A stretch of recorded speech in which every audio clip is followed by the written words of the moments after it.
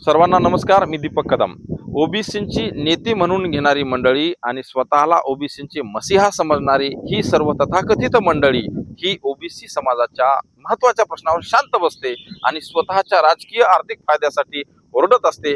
हे कसे हे मी तुम्हाला आजच्या या व्हिडिओमधून सांगणार आहे. कृपया व्हिडिओ लक्षपूर्वक बघा आणि जास्तीत जास्त शेअर करा. विषय असा आहे की भारताची जनगणना 2027 सुरू झालेली आहे. पहिल्या टप्प्यामध्ये या जनगणनेसाठी घरगणनेसाठी फक्त 3च कॉलम देण्यात आलेली आहेत. एससी प्रवर्ग, एसटी प्रवर्ग आणि इतर. याच्यामध्ये ओबीसीचा कॉलम कुठेही दिलेला नाही. बरं, हा कॉलम त्या घरगणनेमध्ये किंवा जनगणनेमध्ये महत्वाचा कशासाठी आहे? कारण याच्यावरच ओबीसी समुदायाचं राजकीय आरक्षण तसेच शैक्षणिक आरक्षण, नोकऱ्यामधील आरक्षण ठरणार आहे आणि त्यामध्ये हा कॉलमच नसेल तर भविष्यामध्ये फार मोठी अडचण येणार आहे. या महत्वाच्या प्रश्नावर ही सर्व मंडळी शांत बसलेली आहे.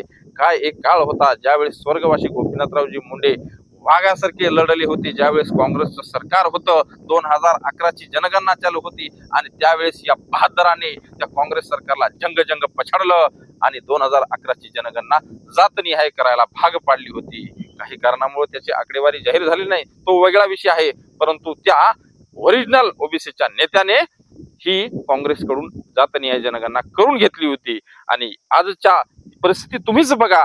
ही सर्व मंडळी जिथं महत्वाचा प्रश्न आहे तिथं चिडीचूप बसलेली आहे. एक सुद्धा आवाज करत नाही. बरं, हे यांना माहित नाही अशातला प्रकार आहे का? कारण ज्या मंत्रालयाच्या अखत्यार म्हणजेच होम मिनिस्ट्रीच्या अंतर्गत अमित शहा यांच्या गृह मंत्रालयाच्या अंतर्गत ही जी जनगणना होत असती हिचे आदेश जून 2025 लाच देण्यात आलेले आहेत.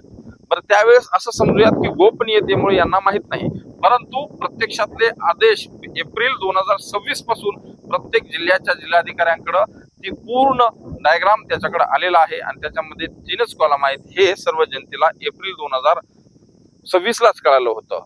तरी सुद्धा हे चिडीचूप बसले. तर काय म्हणायचं यांना? म्हणजे हे काय कुणाला घाबरतात काय?